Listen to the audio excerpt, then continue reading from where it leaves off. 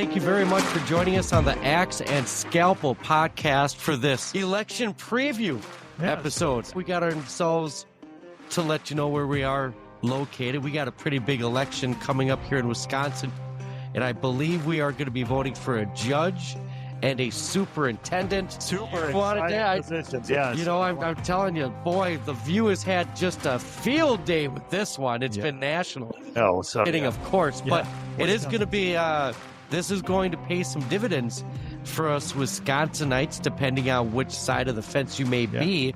Would you like to dive into maybe some pros, some cons?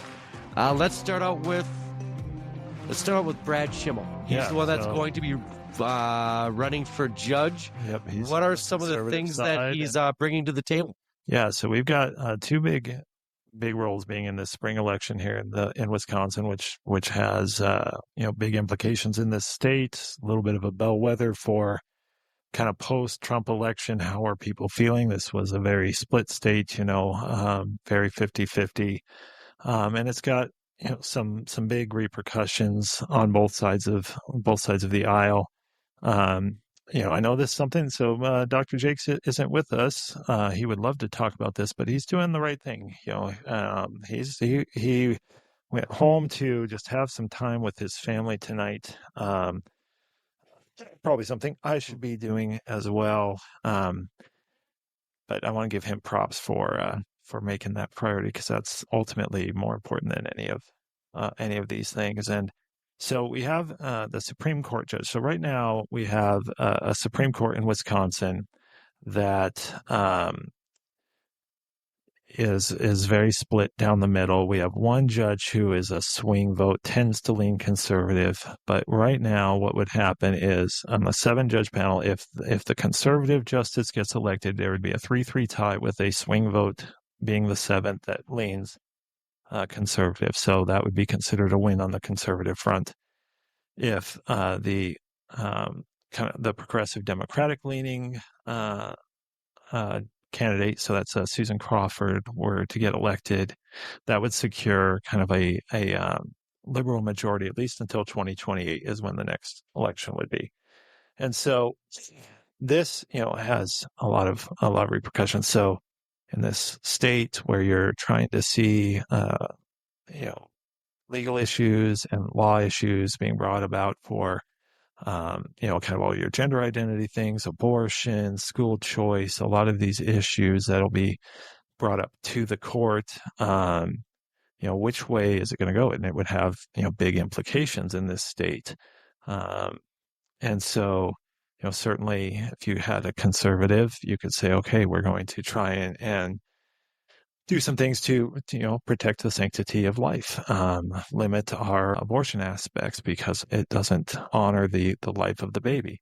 You would see, maybe efforts to promote school choice so that all kids throughout the state, not just in Milwaukee, would have the ability to choose different schools, have the parents have the right to identify what's best for their kids, and to see those tax dollars go to what they are doing with their kids instead of just straight to public schools. Any legalization of marijuana might be something that would come up. Legalization of medical assistance in dying, again, an issue of morality and the sanctity of life. So there's both sides there. So you look at this issue and you say this has some very significant consequences regardless of what side you're on. If you're on the liberal side, you want to see Susan Crawford. You fear that there would be some moving backwards on some of the LGBTQ issues. You fear that there would be restrictions on abortion, that there'd be issues surrounding immigration, and a lot of the important points on the Democratic side, and see why they would fear those things. Because whereas the intent was never to have the judicial system politicized or legislate through the judicial system, we know that that's a part of it, and so it's how are they interpreting the law the law that exists. And so that's a big part. So you have Brad Schimmel, you have Susan Crawford. Now, from just the judge standpoint, based on recent voting history, which way do you think this might go? Because it used to be a left-leaning judge in Wisconsin would normally kind of win by a landslide, but I believe that gap has been closing on him. Yeah. Does this young buck have a shot here? I think he has a shot. I haven't looked at the polls, honestly.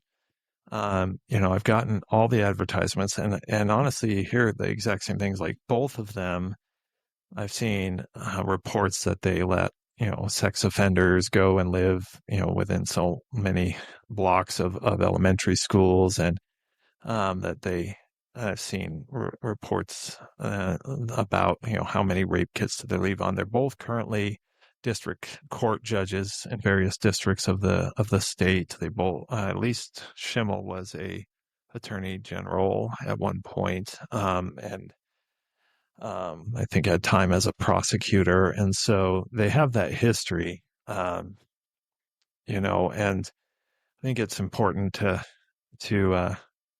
think through these bigger moral issues that are that these organizations and different groups are just waiting to see. How full has your mailbox been getting lately? I get 3 or 4 cards a day, on both, and so it's. Do you believe they're effective? There's got to be some sort of effect, or else they wouldn't do it. But I mean, just think how much money is being poured in from out of state on this, because again, it creates momentum in other states. It is a sign, like that Donald Trump desperately wants wins down ballot. That there's genuine fear on both sides about where this is going. We both feel like, on both sides, we feel like our moral worldview is at stake to some extent, and so it's creating a lot of those things. But that's the thing, is it's still no guarantee. It might be more of a guarantee. We've talked in the past about how on the Democrat side there seems to be always has been this ability to close ranks and always go with things. You talk about on the Republican side here, if you have the 3 plus the swing vote, well, that's not a guarantee that you have a 4-3 majority. But and then of course you still have a governor. You still have Tony Evers in for a couple more years, and you can't necessarily overcome some of that. But it's you're talking about trying to set the future of things, of what is our trajectory, and for those of us that really believe in certain aspects. I mean, I've said in the past, and we have to line this out sometime, that there's aspects of Christian worldview in some of both sides of the aisle. But in this, where you talk about protecting human life, protecting human dignity, I think that's a side on the conservative, where we're saying, don't kill the babies, don't kill the older people off. Let's try to, help people by addressing the actual problem. We were saying, let's hold on to the firm rock on the shore and try to pull people out of the drowning water. What they seem to want us to do is jump in the water with them, and then let's talk. Once we're in there, let's talk about how we bring more people into the water, and then maybe let's flood the shore up there, because we get it. It's like we're saying this. We need to hold on to the truth. That there is a truth. God created it, and at the same time, we need to be sensitive to the fact that we got to help young women that find themselves pregnant. They didn't want to be, even if they chose to engage in sexual activity. We need to love these women. We need to encourage them to have the baby. We need to find ways to make it easier for adoption, for things. We need to find ways to support them, to help them finish school and do things and make life and be a good mom and that sort of thing. We can't just say, abortion bad. Right. It's why are women wanting it, and how can we, how can we help them in that? Same thing. So you talk about the other big election issue is Superintendent. school superintendent of And I all of believe Wisconsin. it's Brittany Kinzer. Yeah. So and I have to apologize. I don't actually know the name on the other side. But Brittany Kinzer is. Well, actually, I'm glad you brought that up because I haven't gotten any mailers from Kinzer's opponent. And when it comes to those mailers, you can't always, you mentioned truth just recently, and you can't always tell what's on there is going to be true or not. But the Schimmel one kind of struck me, and you might have even gotten it, but put it on the right side where it was his stand on issues. All of them said yes. Yeah. On the left side where it was the Crawfords, there, of course, were either no or the two glaring ones that really got my attention. The question of how many genders and late-term abortions. On there, it wasn't a yes or a no. It was a no response. As a voter, does that frustrate you more than just being yes or no? It's like, give us an answer. Even then, like for me, so as a parent, right? I had to pull my two daughters out of the public school for a variety of reasons. I had to keep my 16-year-old autistic son in the school for other reasons because of, needed services and things like that. And, but I have the ability to do that because I make a good income, but, it's the issue of like our school districts are just, the performance is tanking around the country. And it's like, well, we can just throw more money at. No, that doesn't work. It's something about what the direction we've been on, the path we've been on, and it seems like on the liberal side, it feels like they're saying we just need more of this. We need to go further down this path, and things will get better. There's been nothing to indicate to us that it will be better. Why don't we go back to the crossroads at some point in the past where academic performance was good? When we were teaching great books, reading, writing, arithmetic, not 14 different ways to solve the same math problem. Let's just put the 7 times 6 on the paper and solve the problem. I understand that some kids that's going to be harder for. But you know what? The world doesn't accommodate everything. I know you're trying to now make the world accommodate to everything. But you know what? The vast majority of kids did better, succeeded, scored well when we had what I would consider more classical education. So I care about that. What you'll see in this is you'll see this discussion that says, what's important to a school? And they talk about all these things except academics, right? How are we going to get test scores up?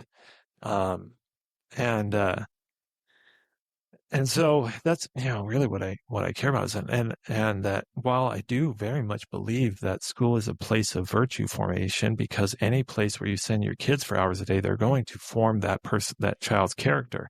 So I care very much about who are the people, what are they teaching, what are they believing, and what we find here is a significant divide on this issue where, so many people that are involved in schools are very progressive and trying to teach. And we see around the country these efforts to be like, okay, this kid's having some struggle, some depression, some anxiety. Hey, do you think you might have gender confusion? And they're kind of pushing that. And we see episodes of that as opposed to, man, this kid is struggling. We got to get them just a lot of good help and things. And that still would happen a lot in those situations, but it's like, we're going to try and force these things. And, even here in Rusk County, we had the issue of the book that was in one of the schools. It's called like Red Crayon, Blue Crayon, something like that, where it's a red crayon that believes he's a blue crayon. And it's like, even in rural conservative Rusk County, this is there. But, and that's the thing, is like, there's, at both sides, they genuinely care. I'm not saying they don't care about kids. They just have a vastly different worldview. And it comes down to who's responsible for that child? And I say it's the parents. The parents are responsible. I can give you all sorts of biblical texts, particularly like the Shema in Deuteronomy, the big prayer that they preach that says, bind these commands on your heart, teach them to your children, these things that you're supposed to raise your kids. But they're saying like, oh no, let the teachers know how to teach the kids. The parents don't know how to teach the kids. That's, you know what? I haven't taken a college course in how to teach mathematics to my kids, but guess what? I learned mathematics. I use it every day. I can show my kids some things, and it doesn't have to be all these different ways, time being spent that instead of moving on to the next level up, we're still working on trying to get every kid up to being able to solve this problem 4 different ways. And we need to be doing that. So anyway, so on the superintendent, the big things, it is those big social issues, whether they belong in schools, whether they don't, whether the school should be about education first, and then, allow for moral and spiritual diversity in the schools and discussions and open discussions, and not be forcing one view or the other on the kids in the school. What we want is good academic institutions. And what you have, and what I've studied more on Brittany Kinzer, is somebody that is willing to, essentially go in and say, this isn't working. We've got to move. We got to get back to basics. We got to do some of that, and take care of that.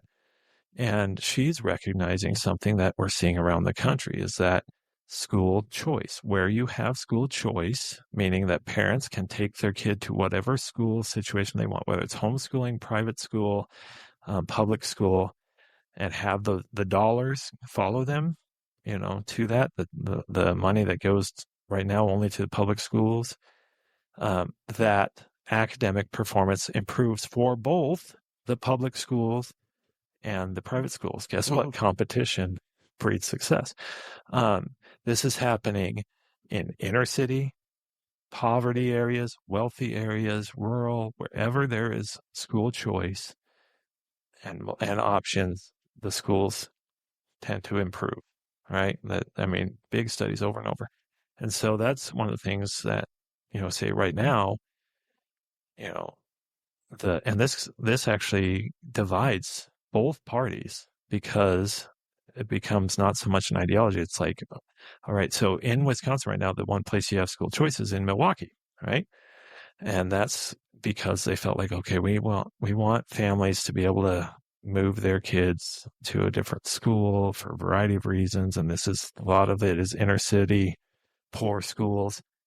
And what they find is, they started performing better. And guess what? And they said, well, if you let them go to the private classical Christian school, well, then it's only going to be the rich white kids that leave, and it's going to make the poor public schools, fail, and that sort of thing. Well, guess what?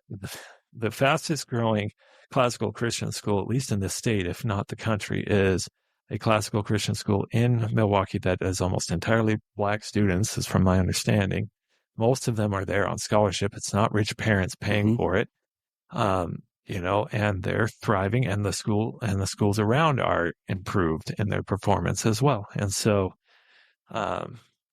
you run into that situation, and people are like, oh, they don't want to hear that. They don't want to hear that. They don't want to hear it. Because what happens when one kid leaves that public school, there goes $10,000, right?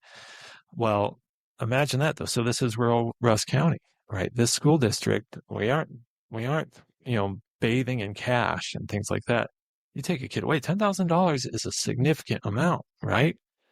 And so, but right now, that money isn't going to any. So like when I pull my 2 daughters out, okay, the public school isn't getting those 2 things, but that money's not going to the private school. So I'm paying my taxes and I'm paying for that education, because I believe that's the best for my daughters. And I can show you so many reasons why. But would it be great if my tax dollars could go to that? Maybe. If it didn't come with public school, government saying, okay, yeah, you can have it, but you have to do this, this, this, this, this, and this. So like our Catholic school, OLS, they do participate in some of the funding options from the school. So kids can go to OLS and OLS will get it, but they have all sorts of supervision that they have to do. That audits that cost thousands upon thousands of dollars a year that they have to go through. Some curriculum limitations. It really does kind of limit some of the religious stuff there. And so, and so what I would really hope, and this is just my personal opinion, if you'd elect a state school superintendent that would push for school choice. And the opposing candidate is Jill Underly. She's the incumbent. Look this up. She's the incumbent superintendent. And so again, when I look at it, it's mostly about social ideology things that she's talking about, not so much about here's how we're going to actually improve our test scores, other than we need more money. And like, don't let the kids go to school choice. Don't let the kids go to school choice. And and you see even efforts like here that will say, okay, if they're going to homeschool, but those parents now have to attend so many courses, they have to do this and that, they have to report in, their kids have to take this test and all that. And if they don't, then they can't homeschool. The kids need to be forcefully returned back to public school, that sort of thing. So are these 4-year terms, both positions? Superintendent. I don't know. I should know. I should have looked that up. So I don't want to speak on it because I don't know. But either way, for the most part,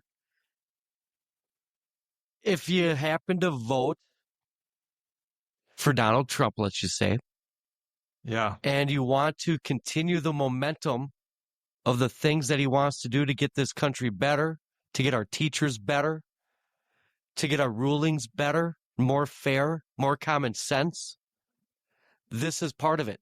This is part of the things that he says to do. We have to elect the right people in our individual states to accomplish a lot of the things that he says that he wants to give a lot of control to the states. And this is one of the examples that he means by it. Is now it's kind of up to us to make sure that our state is going to go in the direction that God would really like to see it go, along with its citizens. Would you agree with that? Yeah, I mean, they say whether God would want it. I have my take on if it's what God would want. Right. Based upon, again, what I know of God. But I would say, yeah, it is. And I think this is the way it was supposed to be. States' rights and do it. But also ultimately comes down to the individual and the parents and saying, I am responsible for my kids, and I want to be able to make sure they get educated both academically and morally for a successful life, that they can pursue that full life that I know comes through faith alone in Christ alone. And I, therefore, want to exert my right to control what and when they are exposed to things that would deviate from that. It doesn't mean that they won't ever be. We need to do that. So, talk about public school. I was a public school kid. My dad was a teacher. He was an administrator. For a long time, I was big. Public school. We got to get kids, even Christian kids, in there. They need to be witnesses of the truth. And then, as a parent, what I see is I can't overcome the 8 hours a day of this other, the behaviors of other kids, the some of the moral things. And I don't want to say it's all bad, because there are amazing people in the schools, teachers, administrators. They have a hard job. I don't want that job. And most of them are trying. And even in our area, I'd say the majority are probably on the more conservative side. A lot of it comes down to, like, you're an employee. You got to toe the company line on things, and the rules are coming down. You got to act them out. We need to say, enough is enough. I would love for the public schools to get back to being an academic standard of excellence, morally neutral on these social issues where, Christian faith is allowed to be expressed, to be valued along with people with other views, side by side, that you're not going to get canceled or talked down to, for those things. It would be great if it were a safe environment for all kids, and it's just not. So with that, I think, I would say, go out, vote your conscience, look at the candidates, try to find out what you can find out. God bless you, whatever you decide. There is no party that's got the market cornered on mercy and goodness entirely. But I say, man, we got to exercise your right to vote. It's not a November election; it's an April 1st election, and that ain't no joke. No.